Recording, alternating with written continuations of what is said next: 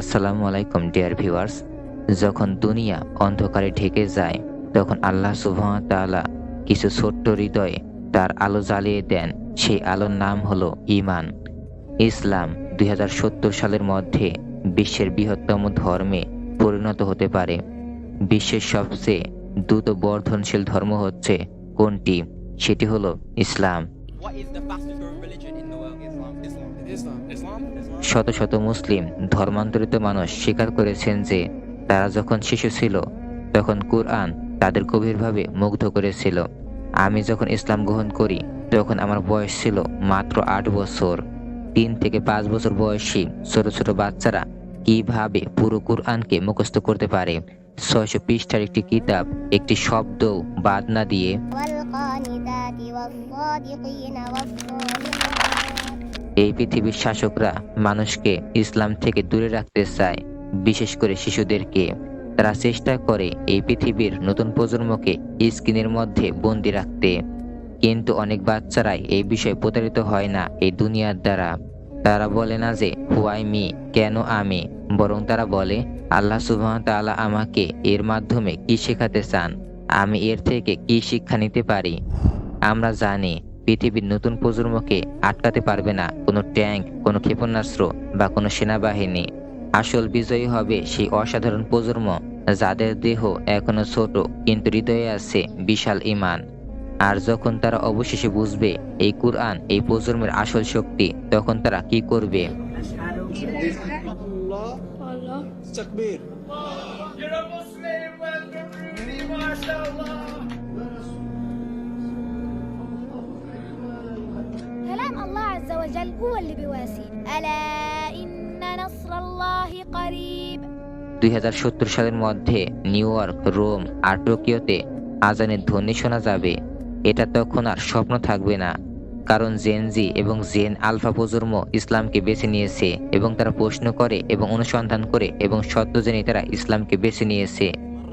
الله ما دينك? الإسلام من نبيك? محمد صلى الله عليه وسلم তারা কুরআনের অলৌকিক দিকগুলো এমনভাবে তুলে ধরছে যা সময়ের সাথে সাথে তরুণদের কাছে আরও প্রাসঙ্গিক হয়ে উঠেছে।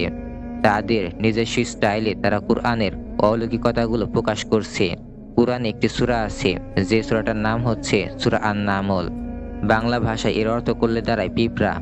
আরবি ভাষায় একটি নিয়ম আছে, যদি কোনো শব্দের শেষে তা যুক্ত হয় তবে সেটি স্ত্রীলিঙ্গ হয়ে যায়। সব কর্মী পিঁপড়ারাই কিন্তু স্ত্রীলিঙ্গ, অর্থাৎ মেয়ে পিঁপড়া। কুরআনে বলা হয়েছে এ ফিমেল অ্যান্ট, একটি স্ত্রীলিঙ্গ পিঁপড়া। আর আরবিতে আরেকটি ব্যাকরণিক নিয়ম হলো, যদি কোনো বস্তুর লিঙ্গ জানা না থাকে তাহলে সেটাকে মেল জেন্ডার বা পুংলিঙ্গ রূপে প্রকাশ করা হয় এবং সেটাকে ব্যবহার করা হয়। তখনকার যুগে কেউই জানতো না যে কর্মী পিঁপড়ারাই হলো স্ত্রীলিঙ্গ। কিন্তু কুরআন স্পষ্টভাবে জানিয়ে দিয়েছে যে যারা কাজ করে তারা হচ্ছে স্ত্রীলিঙ্গ পিঁপড়া। নতুন প্রজন্ম যারা বড় হচ্ছে তারা কুরআনকে শক্তভাবে আঁকড়ে ধরছে। হ্যাঁ, এমনকি সবচেয়ে কঠিন সময়েও। একটি প্রজন্ম যাদের হৃদয় উজ্জ্বল হয়ে জ্বলজ্বল করছে নবী সাল্লাল্লাহু আলাইহি ওয়াসাল্লামের আলোতে। যখন তাদের সমবয়সীরা ভাগাভাগি করতে পছন্দ করে না, ইসলাম তাদের শেখায় স্বার্থপর না হয়ে অন্যদের যত্ন নিতে। আর তারা এমন শিশুতে পরিণত হয় যারা সর্বদা সাহায্য করতে আগ্রহী, যতটা পারে, যতভাবে পারে। Ramadan is a generous month. Yes. This month has a lot of sacrifices. A lot of people die in this month. And sometimes you cannot see your other Ramadan. Allah bring us to all the good deeds we have. May Allah give us all zakat. May Allah bring us to the best we can, inshallah, to our best modify. Ramzan মাস এক উদারতার মাস। হ্যাঁ, এই মাসে আছে অনেক ত্যাগ, অনেক আত্মনিয়োগ। অনেক মানুষই এই মাসে মারা যায় এবং কখনো কখনো তুমি তোমার পরবর্তী রমজান আর দেখতে নাও পেতে পারো। আল্লাহ সুবহানাহু ওয়া তাআলা আমাদের সবাইকে সেই সব সৎকর্মের দিকে নিয়ে যাক যেটা আমরা করেছি এবং যেটা আমরা করতে চাচ্ছি। আল্লাহ সুবহানাহু ওয়া তাআলা যেন আমাদের সবাইকে যাকাত দেওয়ার তৌফিক দান করেন। সৎ এবং ঈমানদার পিতামাতারা তাদের সন্তানদেরকে স্মরণ করিয়ে দেন যে শুধু এই দুনিয়ায় নয় বরং পরকালের কথা মাথায় রেখে আমাদের সবকিছু করতে হবে, সবকিছুর উপরে সেটাকে প্রাধান্য দিতে হবে। তারা তাদের শেখান যে আল্লাহ সুবহানাহু ওয়া তাআলার আনুগত্য করতে এবং তার প্রতি কৃতজ্ঞ হতে। আলহামদুলিল্লাহ। Allah is the one, peace be. There's only one, not two, not three, not four,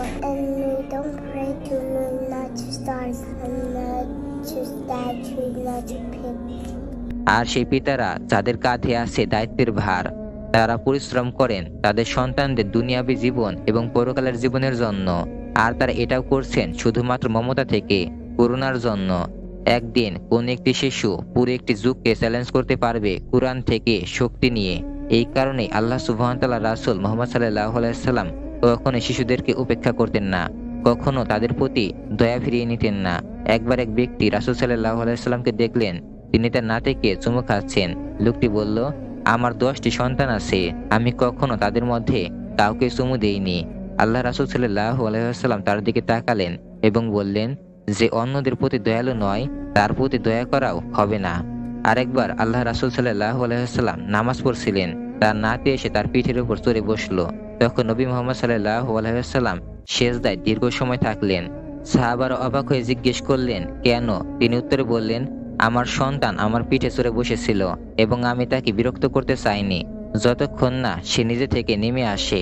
আমাদের এই পথপ্রদর্শক রাসূল মুহাম্মদ সাল্লাল্লাহু আলাইহি ওয়াসাল্লাম কখনোই কঠোর ছিলেন না। যখন তার মেয়ে ফাতেমা রাদিয়াল্লাহু তাআলা আনহা ভেতরে প্রবেশ করতেন, তখন তিনি উঠে দাঁড়াতেন এবং তার হাতে চুম্বন খেতেন। আর যখনই তিনি কোনো এতিম শিশুকে দেখতেন, তার হৃদয় যেন ভেঙে যেত। তিনি সবসময় তার পাশে থাকতেন। তিনি সেই অনুভূতিটা ভালো মতো বুঝতে পারতেন, যে কারণ তিনিও একজন এতিম ছিলেন। আর তিনি বলেছিলেন, আমি এবং যে ব্যক্তি কোনো এতিমের দেখাশোনা করে, আল্লাহ সুবহানাহু ওয়া তাআলা তাদেরকে জান্নাতে প্রবেশ করাবেন। বিশ্বাসের বীজ তখনই তাদের হৃদয়ে গজাতে শুরু করে যখন তারা খুবই ছোট থাকে। আর এর ফলাফল হয় এক অসাধারণ প্রজন্ম যারা তাদের রবকে আগে থেকে চেনে। ভাবো, তুমি এমন একটা পরীক্ষায় অংশ নিচ্ছ যেখানে তোমার শিক্ষক ও পাঠ্য বই দুটোই তোমার সামনে রয়েছে। আর তুমি চাইলে নকলও করতে পারো। সেই বইটি হলো কুরআন, আর তোমার শিক্ষকরা হলো আল্লাহ সুবহানাহু ওয়া তাআলার সেই পরিচিত নবী রাসূলগণ। কিন্তু একই সময় তোমার সামনে কিছু খেলনা রয়েছে। সেই খেলনাগুলো আসলে দুনিয়ায় ক্ষণস্থায়ী জিনিসপত্র।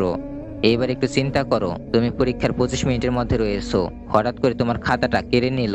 তুমি বললে, আমি তো করতেই যাচ্ছিলাম, কিন্তু তুমি করতে পারোনি। তুমি খেলনাগুলোর সাথে খেলায় মগ্ন ছিলে। আর তারপরে তারা তোমাকে মাটির নিচে চাপা দিয়ে দিল, মানে কবর দিয়ে দিল। এটাই শেষ, এর থেকে আর বেশি কিছু নয়। উদাহরণস্বরূপ, তারা এমন এক প্রজন্ম যারা অসুস্থ হলেও কৃতজ্ঞ থাকে, কোনো জোর করে নয়, বরং তাদের বিশুদ্ধ হৃদয় থেকেই। তারা বলে না যে আমি কেন, বরং তারা বলে আল্লাহ সুবহানাহু ওয়া তাআলা আমাকে এর মাধ্যমে কি শেখাতে চাইছেন। তাই যখন আমরা আমাদের জীবনে কোনো খারাপ কিছু ঘটতে দেখি, বা কোনো খারাপ কিছু শুরু হয়েছে বা যুদ্ধ শুরু হয়েছে, আমরা কখনোই নিজেদেরকে ভুক্তভোগী হিসেবে ভাবিনি। আমরা কখনোই ভাবিনি যে আল্লাহ সুবহানাহু ওয়া তাআলা আমাদেরকে শাস্তি দিচ্ছেন, বরং আমরা ভেবেছি আল্লাহ সুবহানাহু ওয়া তাআলা আমাকে এর মাধ্যমে কি শেখাতে চাইছেন। আমরা এই ঘটনাটি থেকে কি শিখতে পারি? কারণ তারা জানে যে তাদের রব, যিনি অসীম রহমতের অধিকারী, তাদের জন্য এক সুন্দর জান্নাত প্রস্তুত করে রেখেছেন। জান্নাতে কেউ অসুস্থ হবে না, ক্লান্ত হবে না, বার্ধক্যে পৌঁছাবে না। জান্নাত হলো চিরন্তন সুখ, চিরন্তন আনন্দ, চিরন্তন মাধুর্য এবং চিরন্তন মঙ্গল, যা আমাদের জন্য প্রস্তুত রয়েছে। আমরা চাই অনুসরণ করতে সর্বশ্রেষ্ঠ এবং সর্বোত্তম পথ, অর্থাৎ আল্লাহ রাসূল মুহাম্মদ সাল্লাল্লাহু আলাইহি ওয়াসাল্লামের পথ। যেমন আনাস ইবনে মালিক রাদিয়াল্লাহু তাআলা আনহু, যিনি 10 বছর বয়স থেকে নবী সাল্লাল্লাহু আলাইহি ওয়াসাল্লামের পাশে ছিলেন। আনাস রাদিয়াল্লাহু তাআলা আনহু বলেন, নবী সাল্লাল্লাহু আলাইহি ওয়াসাল্লাম কখনোই আমার উপর রাগ করেননি। আনাস রাদিয়াল্লাহু তাআলা আনহু আরো বলেছিলেন, যেদিন নবী মুহাম্মদ সাল্লাল্লাহু আলাইহি ওয়াসাল্লাম মদিনায় আগমন করেন, আমি সেই দিনের চেয়ে সুন্দর এবং উজ্জ্বল কোনো দিন আর দেখিনি। ছোট আনাস ছিলেন এতটাই নিবেদিত প্রাণ যে যারা তার পেছনে নামাজ পড়তেন তারা বলতেন, তার নামাজ যেন নবী মুহাম্মদ সাল্লাল্লাহু আলাইহি ওয়াসাল্লামের নামাজের মতোই। আর ইতিহাসে ভরপুর এমন আরো অনেক সুন্দর নাম দিয়ে যাদের ইসলামী গড়ে তুলেছিলেন। তাদের মধ্যে একজন ছিলেন বিজয় সুলতান মেহমেদ, যিনি মাত্র 12 বছর বয়সে সিংহাসনে আরোহণ করেছিলেন। প্রজ্ঞাবান ছিলেন। তিনি অন্তত 6টি ভাষায় দক্ষতা অর্জন করেছিলেন এবং ছিলেন সেই মহান রাজা যিনি একটি যুগের অবসান ঘটিয়ে আরেকটি যুগের সূচনা করেছিলেন, নবী মুহাম্মদ সাল্লাল্লাহু আলাইহি ওয়াসাল্লামের ভবিষ্যৎবাণী পূর্ণ করে। আর একজন ছিলেন সাঈদ নুরসি, যিনি অকাট্য প্রমাণের মাধ্যমে বহু অবিশ্বাসীদের দাবিকে খণ্ডন করেছিলেন। মাত্র অল্প বয়সেই তিনি 15 বছরের মাদ্রাসা শিক্ষা শেষ করেছিলেন মাত্র 3 মাসে। তারপরও তিনি বিজ্ঞান, গণিত, পদার্থবিজ্ঞান, রসায়ন এবং জ্যোতির্বিজ্ঞানও অধ্যয়ন করেছিলেন। কেন? কারণ ইসলাম বিরোধী শক্তিগুলো গোপনে পরিকল্পনা করছিল, যতদিন মুসলমানরা কুরআনকে আঁকড়ে রাখবে ততদিন পর্যন্ত তারা তাদের উপর শাসন করতে পারবে না। আমাদের উচিত মুসলমানদের হাত থেকে সেই কুরআনকে কেড়ে নেওয়া অথবা তাদের কুরআন থেকে বিচ্ছিন্ন করে দেওয়া। কিন্তু তারা একটি বিষয় ভুলে গিয়েছিল যে সেটি হলো মুমিনদের ঈমান। সেই শিশুটি বড় হয়ে বলেছিল, আমি বিশ্বকে দেখাবো যে কুরআন হলো এমন এক সূর্য যা কখনোই অস্ত যায় না, কখনো নিভে যায় না। আর যদি সেটা নিভে যায় তাহলে পৃথিবীতে আর কোনো মানুষই থাকবে না।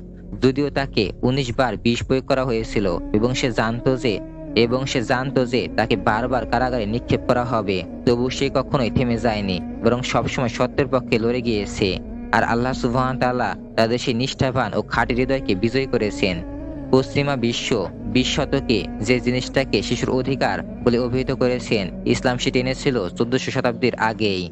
বর্তমানে অনেকে শিশুদেরকে স্ক্রিনের ফাঁদে আটকে রাখতে ব্যস্ত হয়ে পড়েছে, বিশেষ করে অমনোযোগী মায়েরা যারা তাদের সন্তানদের হাতে মোবাইল ফোন ধরিয়ে দিয়েছে। তাদের মনোযোগহীন, উদ্বিগ্ন এবং অবচেতন মন এক বুদ্ধি প্রতিবন্ধী প্রজন্ম হিসেবে গড়ে তুলছে। কিন্তু বাবা মায়েরা যদি সচেতন হয় তাহলে তাদের পরিকল্পনা ধ্বংস হয়ে যাবে এবং কুরআনই সেটাকে ধ্বংস করে দেবে। কুরআন প্রত্যেক যুগকে চ্যালেঞ্জ করেছে, এতে শিশুদের এলোমেলো মনকে উজ্জ্বল করে তোলে। বর্তমানে অনেক মানুষই টাকার জন্য শুধু বাঁচে না, বাঁচে শুধু আল্লাহ সুবহানাহু ওয়া তাআলার সন্তুষ্টি অর্জনের জন্যই। আর জানো কি সবচেয়ে মূল্যবান বিষয়টা কি? যারা সত্যিকারে সফল হয়েছে তারা পৃথিবীটাকে টাকা দিয়ে বা ক্ষমতা দিয়ে পরিবর্তন করেনি, বরং তারা করেছে খাঁটি ঈমান এবং ন্যায় বিচার দিয়ে।